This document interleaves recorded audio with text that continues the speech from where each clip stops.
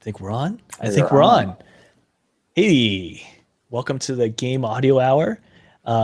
I'm not Kyle, but I'm still here to host this weekly podcast where we discuss all things game audio, from creative ideas to the latest techniques, project experiences to audio secrets. Here's where you'll find in-depth coverage and opinions related to game audio. I am not Kyle. I'm Vince, which means things might go more or less according to plan, but that's okay. I'm not by my lonesome. Hey, Michael, how are you doing? I am doing just peachily, other than being tragically sad that we're without our fearless leader today.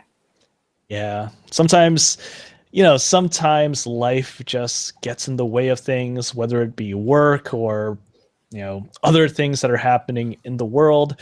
That's actually been happening a lot these days. It's usually not too much of a problem because, hey, there's a whole lot of other things that are out there that are more important than, the trivialities of music and audio and video games. But I wonder why I should be saying that because, today is actually National Video Game Day. I had Did you no know about idea. this? I didn't. Yeah, National Video Game Day is a real thing. It's everyone's talking about it. I first found out about it because Forbes. I sometimes go to that website mostly from links from other places, but there was a little side blurb about, hey, what to do on National Video Game Day. I'm, And please go ahead. I mean, ostensibly playing video games, but then there's some really weird stuff like 9 surprising in-game deaths for National Video Games Day. And it has a nice big picture of the player character from Ninja Gaiden getting sliced by a circular saw. This is great. I'm looking at it right now, and I'm just starting to scan down this list of deaths. I got to give it to Forbes. I think their video game coverage in the last few years, at least, has been second to none. Perhaps including, perhaps excluding the article we're talking about. But this is a lot of fun. What's your favorite shocking in-game death? Shocking in-game death. Like something you weren't expecting. Man. Well, I guess I'm not really shocked by much these days just because I'm so much older. When I was playing games back in my preteen, well, honestly, when I was in first grade, second grade, it was a lot more shocking. I've got it. There was a game called POW, which was no, not POW. Sorry, it was a light gun game in the arcade called Operation Wolf. Now, usually for arcade games, if you win, you win. It gives you a score, it gives you some success screen. If you die, well, it will just say game over or insert coins to continue. For Operation Wolf, after that screen, it actually showed a picture of you getting hit by a hail of bullets. It wasn't particularly gory, but it's like, oh, you are actually succumbing to your death. And not just the picture, there was a textual description of that. And these pictures would actually change. So in Operation Wolf, besides losing your energy in order to lose life, it's also possible to lose the game by running out of bullets or running out of grenades, at which point the enemy ostensibly swarms you because you have no way of pushing back on them. And there's a different game over screen that has you captured and inside a cell. And those pictures were really, really shocking to me at the time, because before it was just, oh, my little pixelated sprite starts blinking and then I'm gone. No, it's like a full picture of this human person who you are embodying, succumbing to, being riddled by bullets, or actually waiting to get set off to prisoner torture camp or whatever. And roughly when was this? Wow, mid 80s, 1986, I want to say. Let's just do a quick look on Google for Operation Wolf. It was made by Taito in 1987. So when I saw this in the arcades, I probably was about 6, 7 years old. I'm looking at one of the death screens now, which you can see pretty easily on Google, and it is indeed very bespoke to the manner of your death.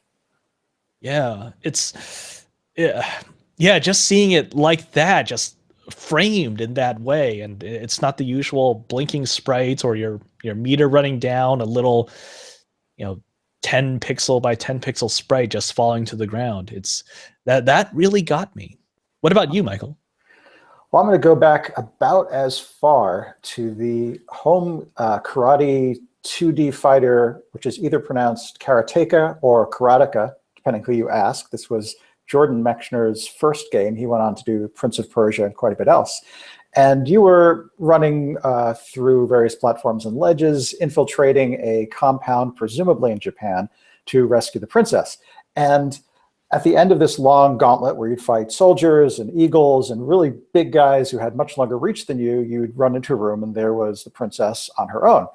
And the way to win the game was to run into her arms. You only had basically 1 degree of freedom, left or right, and then a lot of punching and kicking options. So you needed to move over to her and the two characters would embrace. However, there were 2 movement modes in this game. One was in fighting stance, where you would kind of advance bit by bit, and one was full-on running, when you wanted to just cover a lot of terrain, and when you were much more vulnerable. And the trick to this ending was you had to approach the princess in running stance. You had to run into her arms, and then you'd embrace and win. But if you approached her in fighting stance, she would kill you, which was a very nice proto-feminist gesture, but also a horrifying shock if you spent all this time trying to rescue her. But it added a certain bit of realism. I guess it was unrealistic that this captive princess who couldn't get out of her room has the ability to take down a seasoned warrior with one well-placed kick, but let's say she hit your solar plexus or some other extremely vulnerable part.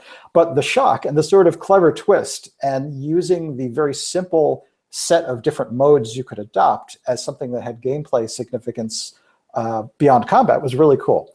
I was really angry the first time it happened, but I respected the game more. So it was very samurai-like in that respect.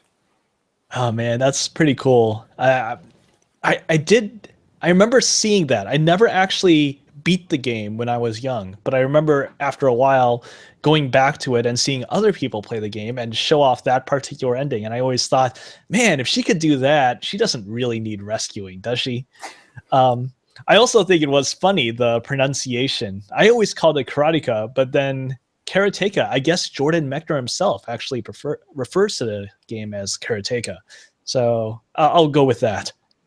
I guess it depends whether you're looking to Japanese phonology or American adaptation of Japanese phonology, because what is the name of the martial art? Is it karate or karate? And I think your answer to that determines the name of the game. Yeah. Well, karate.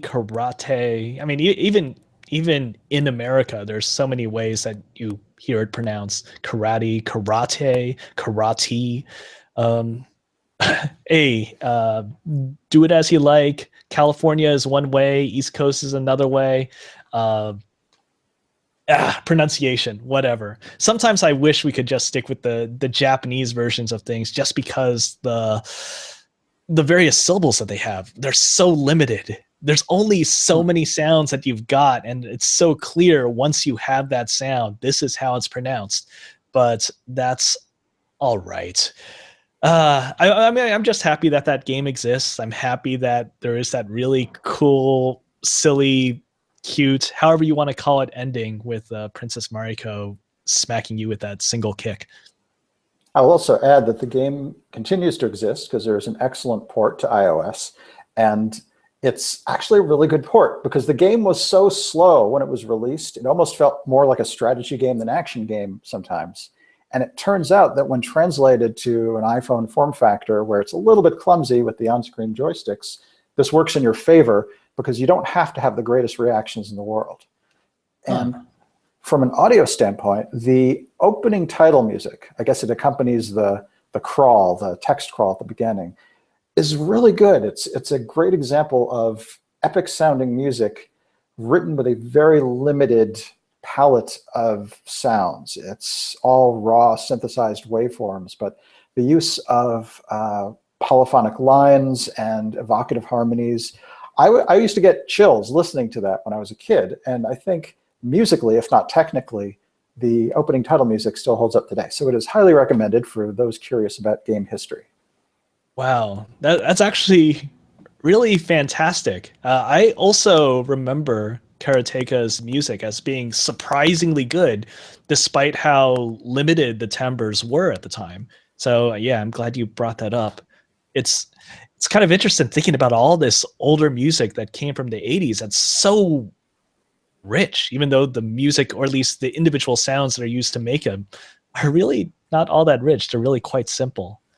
This is another pre-tangent before we even approach our official topic today, but in that very same spirit, I always thought the Conan game, the 8-bit Conan game, which was, I think, Commodore 64 and Apple, was another great example. I forget the name of the company, the developer, but it was a licensed Conan game. It was an action game, and it had really rich, evocative music, despite the fact that per the limitations of the Commodore 64, it only had 3 simultaneous voices. The way they got around it was a lot of kind of contrapuntal writing that implied harmonies, and it managed to convey this kind of exotic scale system, something that felt appropriate for the adventures of this warrior in a fictional Hyperborea, I think was his, or Chimera, whatever his imaginary fantasy habitat was, but it was really evocative. And again, we're talking about synthesized waveforms, so don't go in expecting a live orchestra sound. It was just 8-bit music, but it's really cinematic despite this tonal palette. And it's another good example of music done right back when the technology was very limited. In the same spirit as Karateka/Karateka. Yeah. You know, sometimes I wish I could go back to those days with all those limitations, because that's how I started out. Maybe not with the Commodore 64, but you know, the 4-channel mod was definitely where I started. Okay, I can only fit into so many kilobytes, so many wave samples that are going to be 8-bit, 11 kilohertz, 8 kilohertz, something like that. 4 simultaneous sounds. What can I do with that? And it was fun actually trying to maximize that. Now it seems like I just have too much. I'm drowning in stuff, including one of my latest acquisitions, which was Native Instruments Complete. Mm. I just got it. We mentioned it last month because Native Instruments announced the product before they just started making it available at the start of this month, September. And the upgrade pricing, if you are a former or current complete user, pretty good. So I had to jump in on that. I imagine that you did similarly. I did likewise. I had been cruising on Complete 8, which is, I guess, 4 years old at this point, or thereabouts, for quite some time, and I finally felt the urge to upgrade. Just enough things had accumulated. It's a very incremental approach to these updates, because they usually tweak the lineup a little bit every year. They'll maybe add something or retire something that's from an older version. So it doesn't always behoove you to upgrade every year. But Native Instruments is remarkably cool about it, in that they don't try to force you to upgrade every single year, as seems to become the business model for more and more products. They basically say, you know, if you want to skip a couple of versions and then upgrade, you paying the same price, which for my purposes, going from complete regular to complete regular, that is non-ultimate, was, I think, $200 or something along those lines. Yeah, that's exactly the same thing for me. I was also on Complete 8, and now I'm on Complete 11. And I was just looking at the drop-down menu, and it seemed to intimate that it was a little bit more if I was coming from, say, Complete 7 or Complete 6. And I figure with that $200 pricing, I was actually looking at upgrading my pianos. And Native Instruments actually has something called the Definitive Piano Collection. And it's a set of pianos, the Maverick, the Gentleman, and the Grandeur. 2 of these, I guess it's one American grand piano, one European grand piano, and one upright piano that are very well sampled. They're all 4 gigabyte or so libraries. I was thinking thinking about upgrading and getting that as opposed to my current pianos. And that piano collection is $199. And that's the same price as the upgrade from Complete 8 to Complete 11. And I get a bunch of other pianos and a couple of other things that I'm interested in checking out, like the Guitar Strum acoustic collection. I probably will make some use of some of their studio acoustic instrument ensembles, like they have a studio brass ensemble and a studio strings ensemble, which might be a little bit easier to get into if I'm just doing some pop string arrangement as opposed to a full orchestral thing. There's a few more interesting synth tools that are there, which I always like playing around with. But really it was a value proposition for me. I was looking at this thing at $200. I could get all this for $200.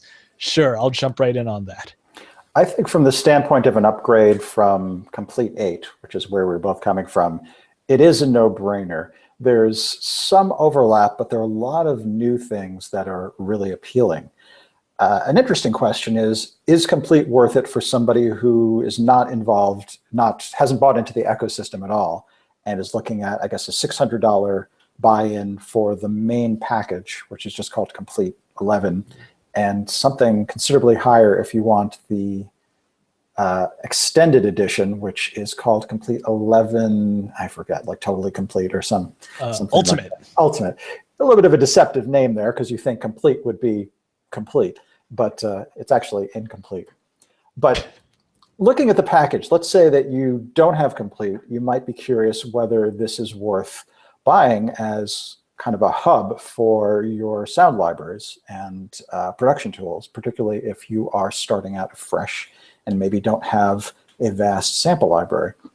So the big sell, I think, is that you are getting a couple of key products in Native Instruments lineup, each of which individually would be a pretty big hunk of even the new purchase price.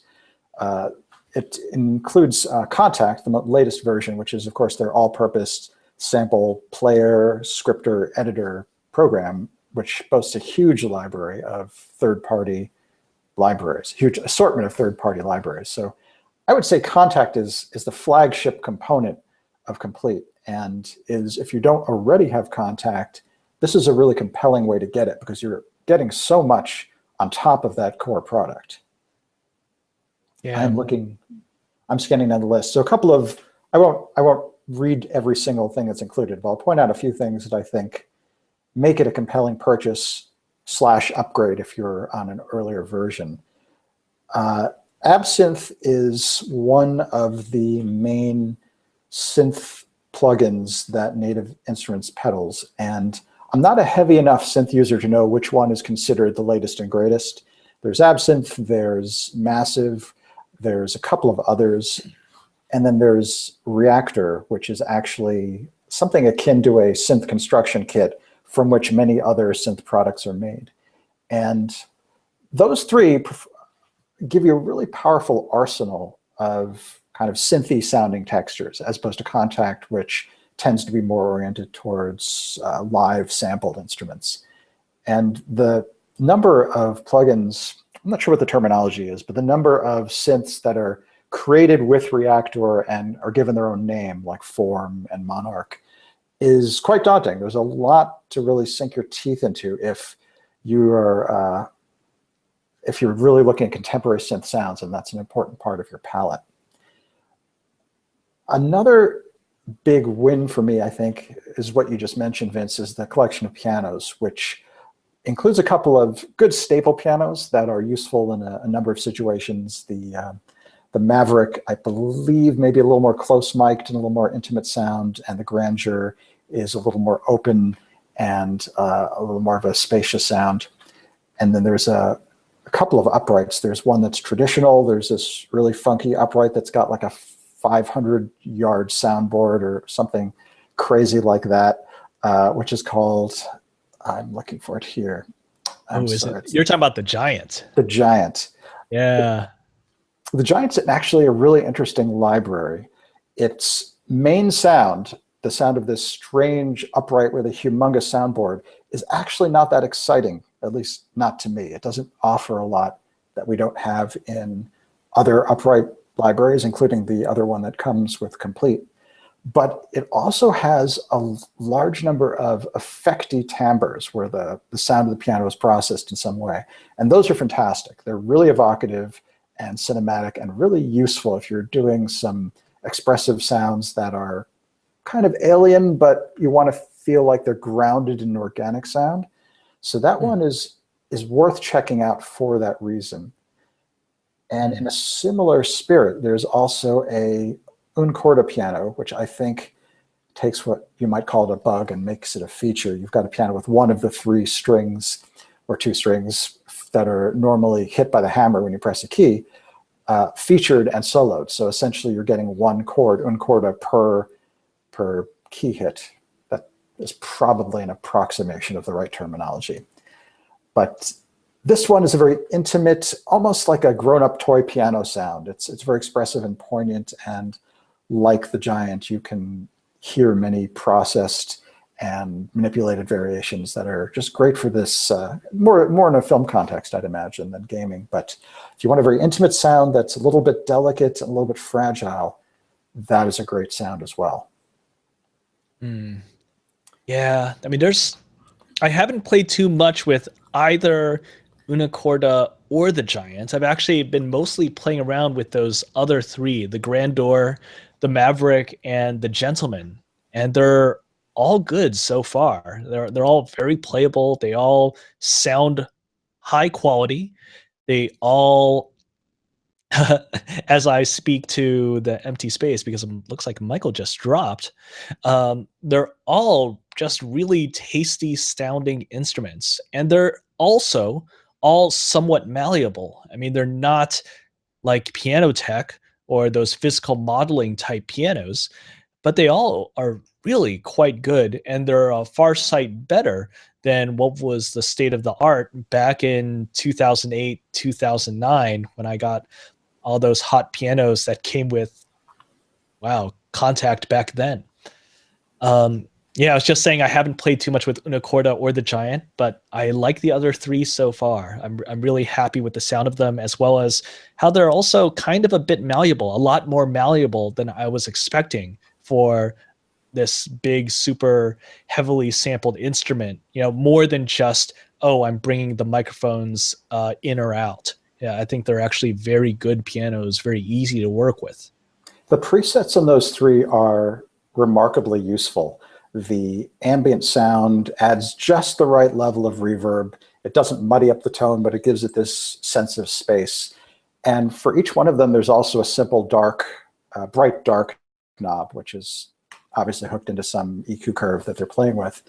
But both extremes actually are usable. It's not just an annoying high shelf filter that's coming in by degrees so they can nominally claim that it's brighter or darker.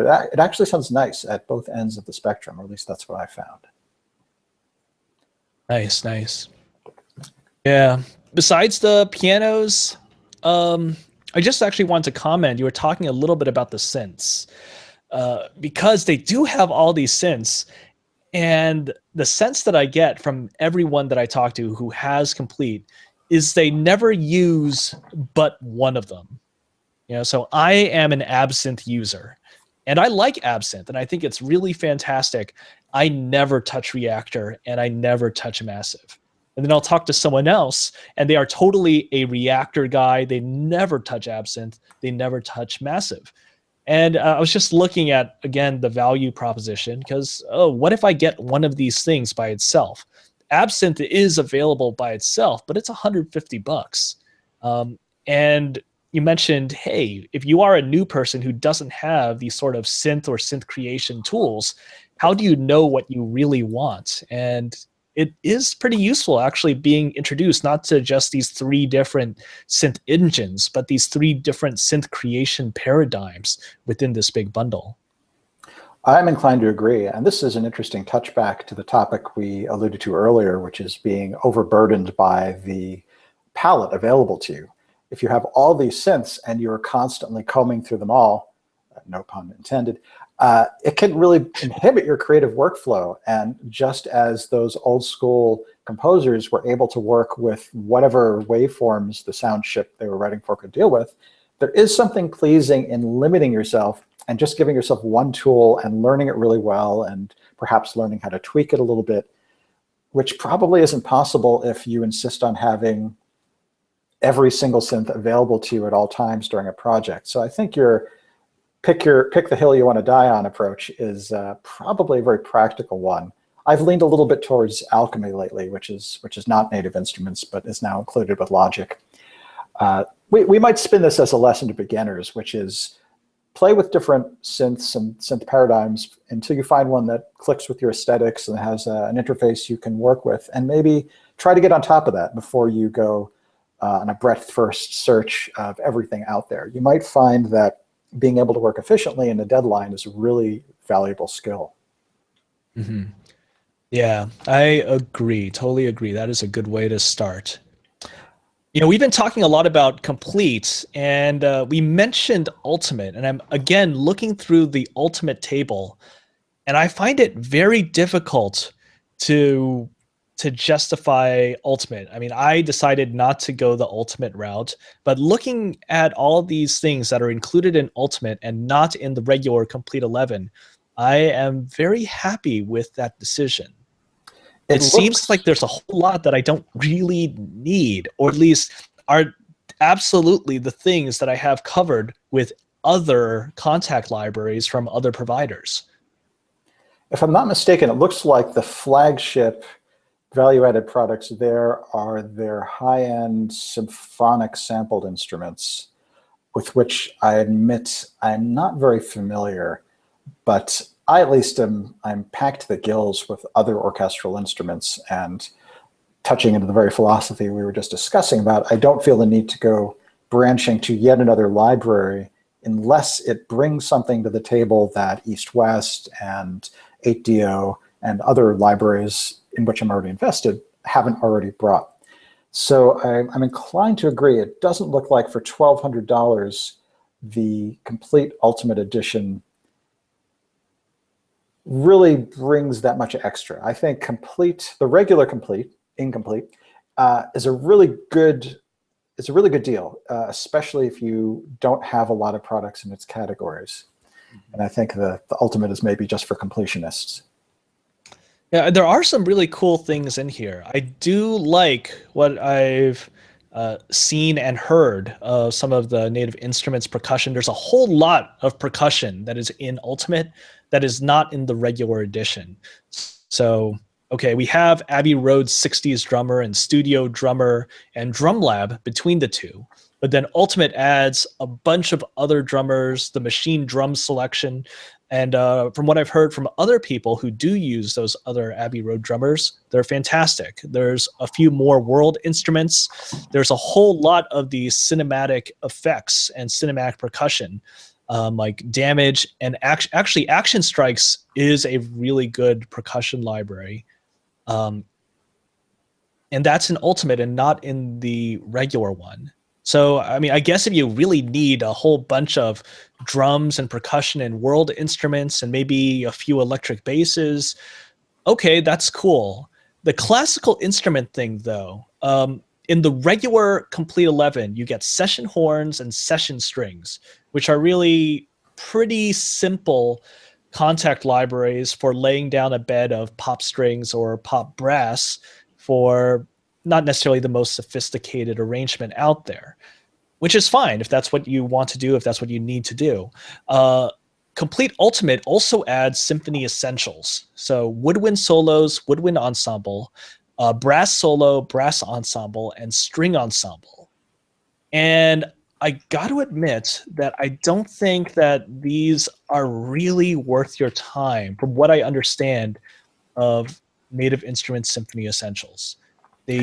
They're really cut rate compared to the full symphony series that Native Instruments also sells.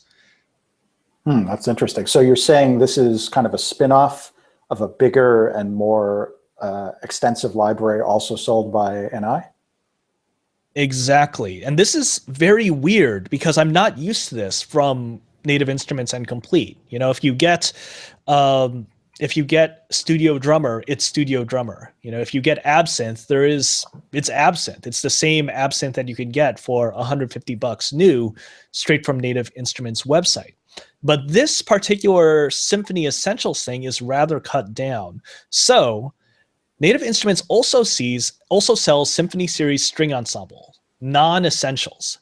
Their Symphony Series string ensemble, here are two things. It's 34 gigabytes, and it has true legato.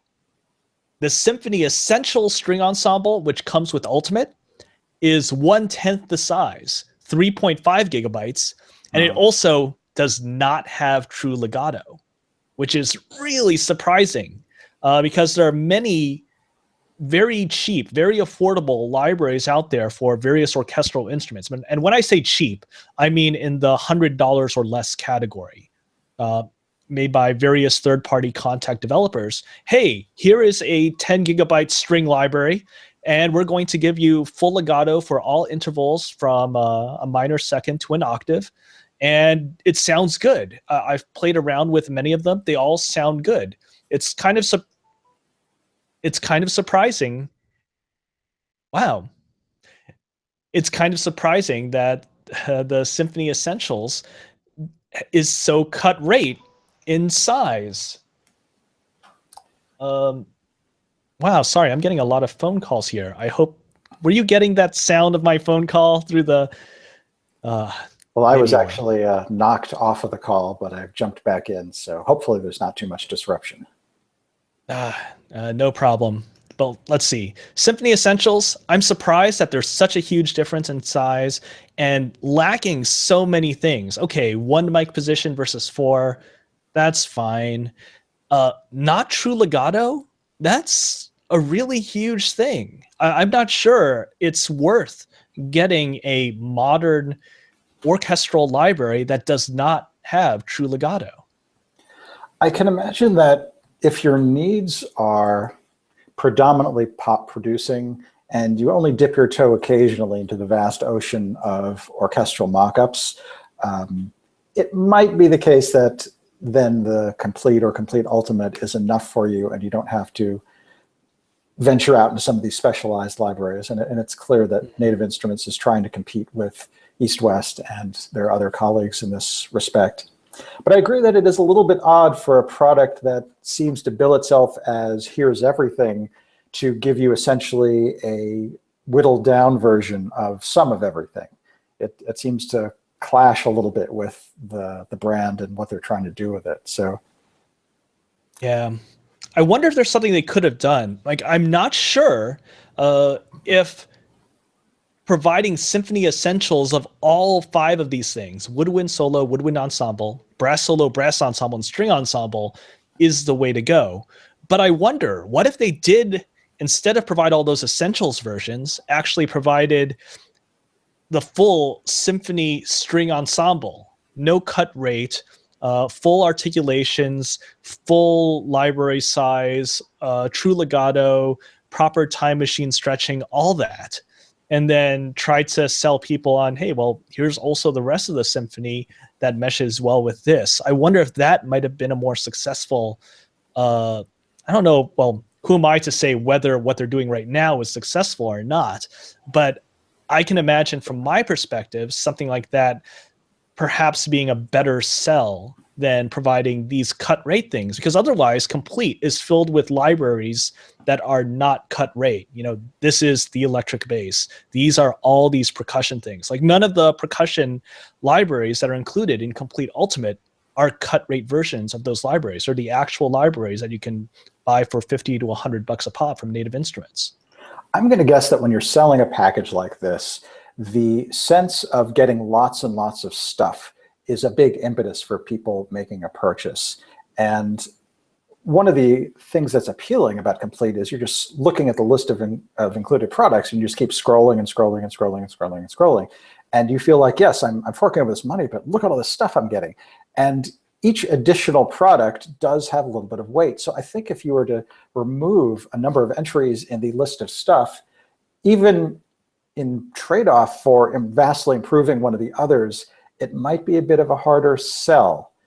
I noticed that even in Complete, there are a number of synths that are really, as I mentioned earlier, just applications of Reactor. You know, they may be even considered Reactor libraries, but here they're portrayed as if they're synths in their own right. And they may well be in terms of the functionality. I know that Reactor really is very powerful and lets you create entire complicated synth plugins. But at the same time, I know that they're thinking the more items that we can put on this what you get list, the more impressive it looks. So in the same spirit, I think they would have been very reluctant to remove 4 or 5 items. Yeah, that does make sense.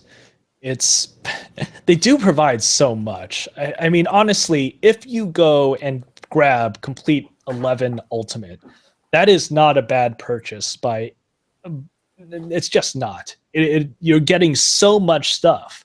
And if you are starting out, sure, you know, you're getting a whole lot of stuff, even with these somewhat cut rate Symphony Essentials. But I imagine for many of us, we're not starting from absolute zero. We have some things here.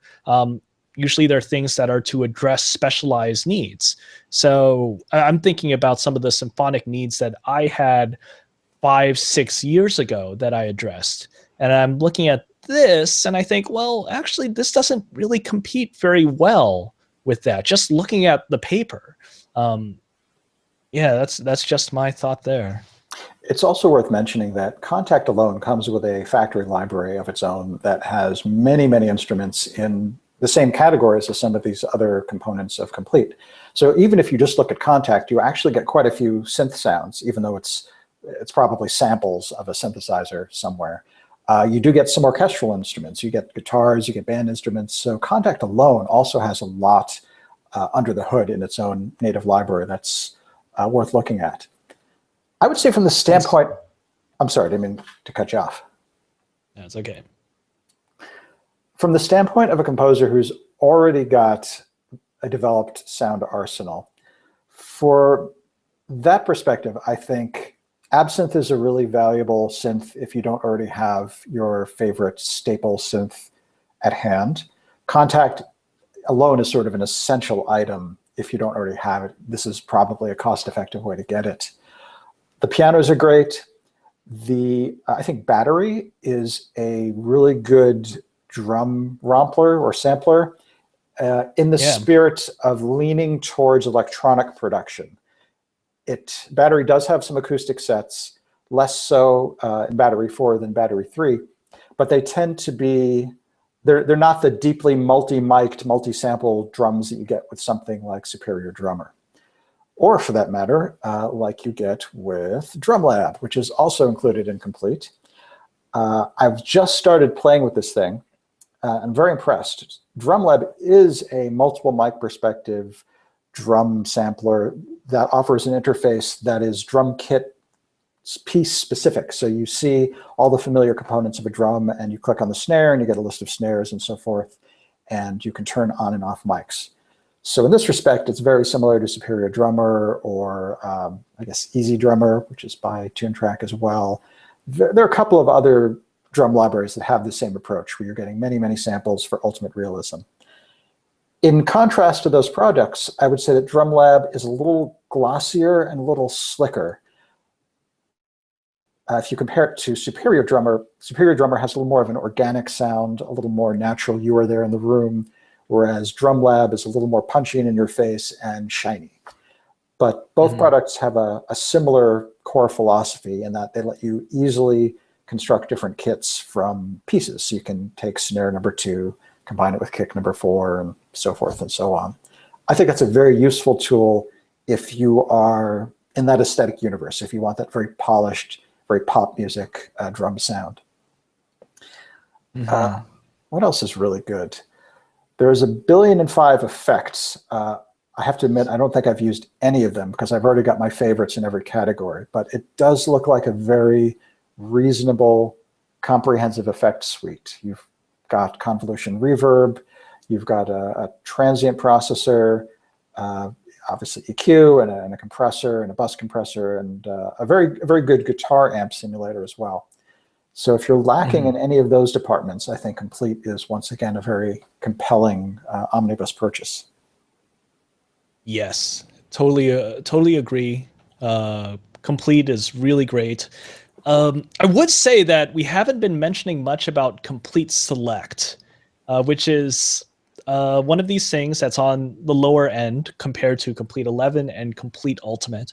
Complete Ultimate is a $1,200 full purchase price. Complete 11 is 600, and Complete 11 Select is just $200. And for that, you get a few things here and there. So you don't get Absinthe, and you don't get well, let's see, you don't get Absinthe, but you do get Massive. You get Reactor Prism, but you don't get Reactor Spark. You don't get Battery. You only get one of the acoustic pianos that we've mentioned, the Gentleman. You do get Drum Lab, but you don't get any of their other drum libraries. And they don't address any expanded cinematic percussion at all. They don't address guitars at all. They don't address classical instruments at all. So no orchestral stuff there. Um, they only give you this a solid bus compressor. Really, is that it? Okay.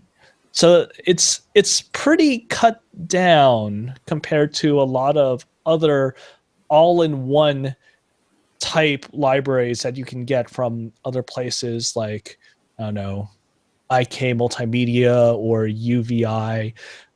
Because a lot of people do make these things where for a few $100, hey, we'll give you everything that you need.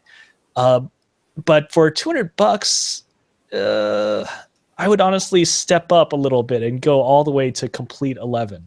And for $600, you get so much stuff. Yeah, the percussion, the classical instruments, some cinematic percussion, all the effects.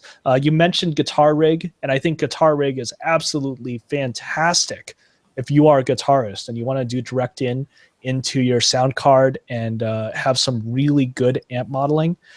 Guitar Rig is fantastic. I'm not sure you can really get much better than that. The Guitar Rig's a good start for that if you don't already have an amp simulator. Um, yeah, Complete is a wonderful product. I think I have to shy away from recommending Complete 11 Select to maybe beginners or newcomers who have been listening to the show and felt intrigued by the idea of Complete. I'm looking at what it includes, and in addition to everything you've noted, that you've noted is absent, it does not come with Contact. And that's Oh my gosh, obviously, yes, you're right. that is almost the Huge. raison d'etre of getting any of these products, because Contact itself is such an essential item to the modern composer. I would say that if one product in what it happens to include is really appealing to you, like you were already going to go get Drum Lab, or you're already going to get Massive, and then you wouldn't mind getting a bunch of other things for probably about the same cost, then maybe it would be worthwhile. But it does not serve as a good entry point for a beginner or someone who just wants a little bit of everything. This does feel kind of like this is Angel instead of Buffy. You know what I'm saying? It's kind of all the B players that were isolated into their own space. So yeah, not a big thumbs up for me. Oh man. Yeah, I agree. But hey, we've been talking about native instruments for a while. I think it's time we talk a little bit about iZotope because they are a wonderful company that also sponsors us, helps us out, and allows us to spread the word about how cool iZotope software is. Because iZotope, you are great. You just saved me this weekend when I had to fix a bunch of recordings that were done by some voiceover artists who needed to get stuff working with a cinematic that's going to be shown at Tokyo Game Show later on this month.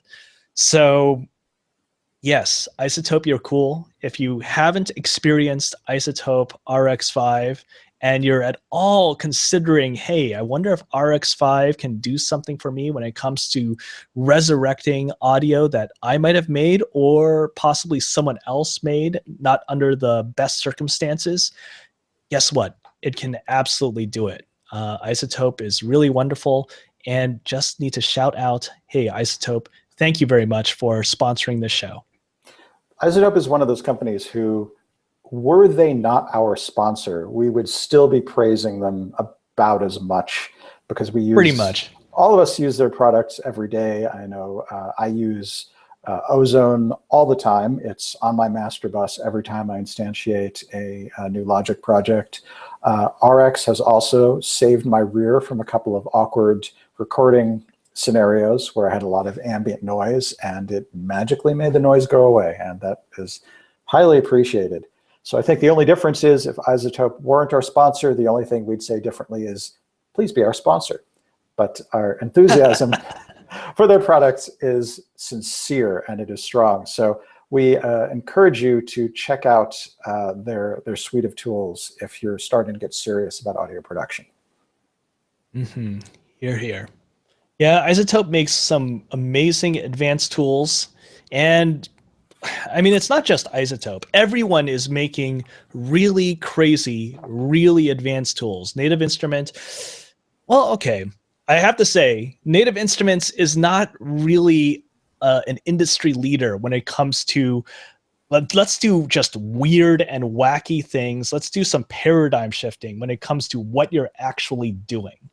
You know, the way that you use Native Instruments libraries right now is pretty much the same as it was about 5-6 years ago. I think actually we are still on Contact 5, right? And Contact 5 was introduced back in the late 2000s, I think. Am I correct on that? I feel like it's a little more recent than that. I feel like I was using Contact for what to me doesn't feel like a long time ago. So I would say within the last 3 years, maybe, but they are still pushing Contact 5. In fact, they just released a update today, which to my chagrin removes the larger font size option and thus makes it challenging for those of us who don't have 20/20 vision. But that's a little bit of a tangent. Okay. Well, okay. I mean, Contact is cool. Contact is wonderful, and there's a whole lot of amazing libraries that are made for Contact. And thank you, Native Instruments, and thank you to all the developers that are making these wonderful Contact libraries. But it feels like it's been that way for a while, for at least a few years. And it's always interesting to see what is on the horizon when it comes to what is the new way that I'm going to use in order to make music, in order to make sound. I like to have fun with some interesting things. I just want to show you one of my latest acquisitions. This is a Yamaha VL70M. And this was hot shit back in the 1990s. The VL stands for, well, virtual acoustic tone generator. And this was a physical modeling hardware unit. Monophonic.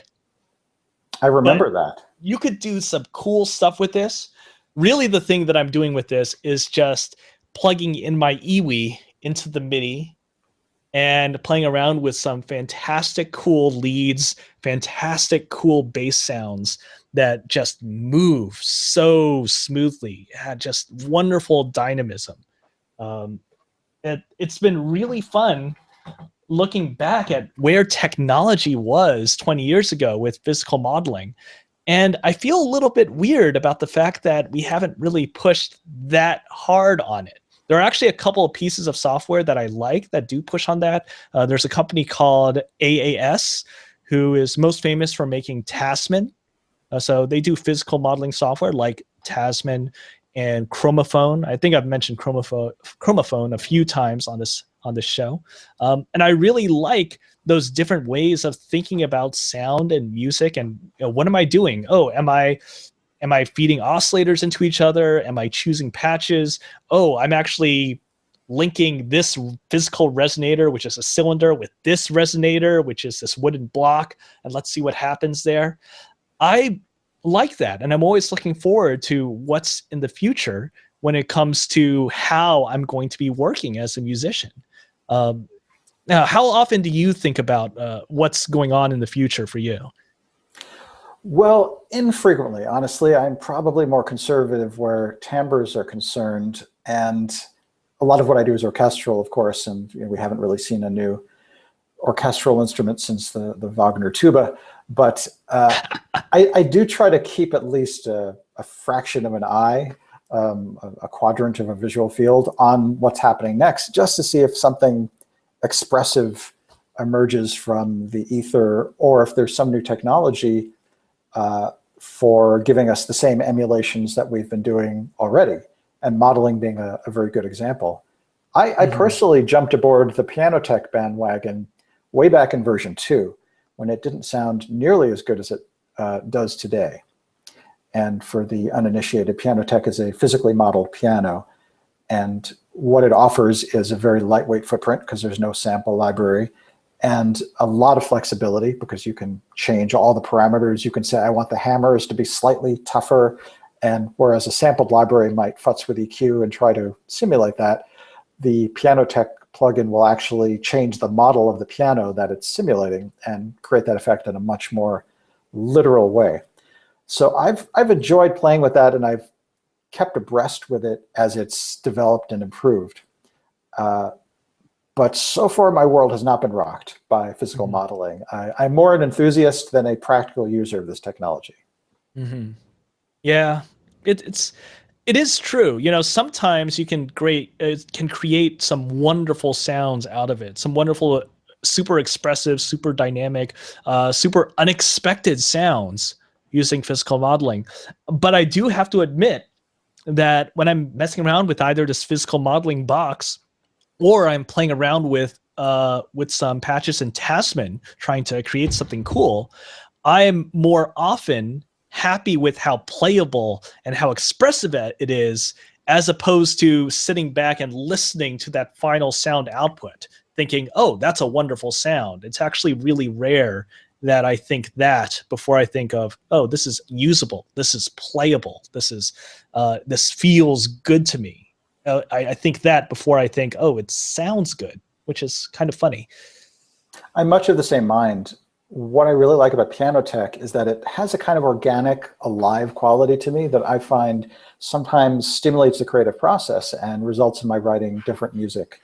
Whereas the timbre itself, sometimes it feels more realistic than a sampled library, and sometimes it feels less realistic. But at no point do I feel like it's an earth-shattering difference. So at this point, they may have more value to us to stimulate the creative flow than they do to the listener. That is real value, though. If you are a music composer or sound designer and you're, what am I doing? What am I writing next? What do there's a deadline looming. You've got to push yourself to do something. There is definitely real value to having some inspiration in your tools there. But I got to admit, I thought that the quality of that sound just being pushed up higher, faster, would happen sooner than some of the interesting things that I've seen when it comes to whole procedural music generation. Not that we see a whole lot of it these days in video games, but I've been really seeing some interesting exercises and academic studies on what happens when you teach deep neural networks about what constitutes good sounding music. Well, how could I not ask you to follow up with such a deft segue as that? Well, there was an interesting article that talks about WaveNet, and WaveNet is a deep generative model for creating raw audio waveforms, ostensibly in the service of creating extremely high quality synthesized text to speech. There are so many ways of creating text to speech that have been researched by everyone, by Microsoft, by Google. There's a whole lot of different things that are out there for doing this. There are things like concatenative text to speech. So in other words, concatenating, putting together just little speech fragments that are created by various speakers. There are other different types of text to speech, but WaveNets are actually not dealing with those relatively large windows of time that you get with, say, concatenative text to speech. When you do a syllable, you think of all the component parts of a particular word, you're dealing with things on the order of dozens of milliseconds. But WaveNets are actually looking at it on the order of creating individual samples and building a model of how individual samples are actually structured with each other, as opposed to just the larger structure of these individual syllable components. And it sounds really good. I'm going to just post a link here to this article about WaveNet generative model raw audio. And for most of the article, they're showing examples in English as well as Mandarin Chinese. But they also have some really fantastic examples just thrown in as an anecdote at the end of what happens if you teach this program piano music. So they gave it a data set of classical piano music, and it's really quite surprising. So I'm actually going to switch from my microphone to my website here, and hopefully this comes through on the broadcast. I'm going to play about 30 seconds worth.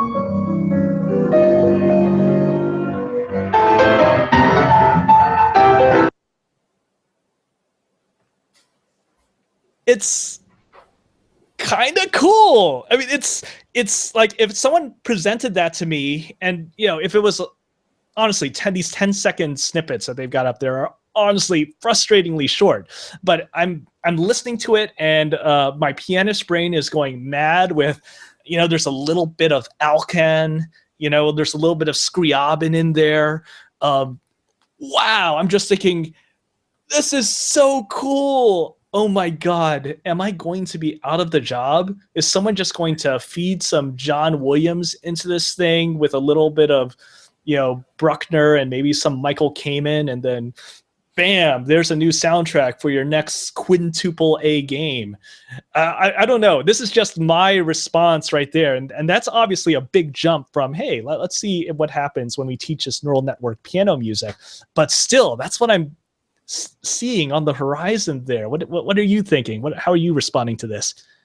Well, it was striking how human the performance sounded, leaving aside the eccentricity and hyperchromaticism of the music itself. There was a lot of dynamics, and there was a sense of moving from one part of the piano to the other. It felt very physical of a performance. It might have sounded like three dogs walking on the piano, but it did sound like entities interacting with the instrument. And it makes me wonder, what was the training data from which those pieces came? Yeah, I would love to know. I mean, unfortunately, the article only says classical piano music, and that could go anywhere. There's a big difference between Mozart and Brahms and someone like Alcan. It can be quite crazy, but yeah, that it did feel very human. I think it felt actually a little bit more than just human. To me, it felt almost purposeful. I could totally see someone who is a wonderful, gifted pianist with wonderful physical virtuosity, just sitting down at the piano and riffing and creating something that sounded like what we just heard. And that's amazing. That's really exciting, and also a little scary, I think. The lesson here is that the computers are here and they are out for your jobs, composers. So keep sharp. Yeah. I mean, thankfully, there are some things that are hard to do that us music composers and sound designers are actually pretty good at. Telling a computer, hey, can you make a strong leitmotif for this character? That actually takes some time. It's a whole lot easier to be like, hey, let's throw some algorithms out there and let's get it to just generate a bunch of stuff. And you still need to go through a curating process in order to get what you want out of it. On the other hand, hey, you talk to a composer, you show them some footage, some character designs. Oh, okay, I think this is a good theme. And then there you go. There are some things that composers are still quite good at. So I'm not totally 100% scared, but I am a little scared about how crazy and exciting the future will be. I'm inclined to agree. I think there may be some interesting fringe applications for technology like this, a sufficiently daring and experimental game that wasn't going for a traditional consonant sound, a thematic approach, and had some room in its universe for this kind of sound, might be really improved by the ability to generate it on the fly. Imagine dynamic audio, for example. I assume these are all prefab or rendered or in some way created at some point, and they weren't being done at runtime. But imagine the runtime equivalent of this technology where this insane pianist is watching the game unfold and improvising this crazy kind of Black MIDI-ish accompaniment. The combination of this technology with adaptive audio could be really cool and incredibly frightening at the same time. Okay, one, that I totally agree with that. I think there's something really exciting there. But two, you said Black MIDI. And I think we just have to pick up that conversation next week, maybe, because we cannot continue the show once Black MIDI is mentioned. That is true. It is. In fact, that's our little signal to each other that it's time to wrap up. It is. It's just past 7. We had a really fun hour for this particular show, and I think we touched on a bunch of really cool things. I mean, I'm excited to get into Complete 11, and I'm excited about what the future holds. There's so much to be excited about when it comes to games and audio, and I'm happy. A little scared, but happy. It's an embarrassment of riches today, and our cups all runneth over. Mm-hmm. Yes. So I guess next week, till next time, thanks for watching, guys. Make sure to check us out on Facebook and Twitter. You could like us on Facebook. You can follow us on Twitter, Game Audio Hour. And we will see you next time. Bye.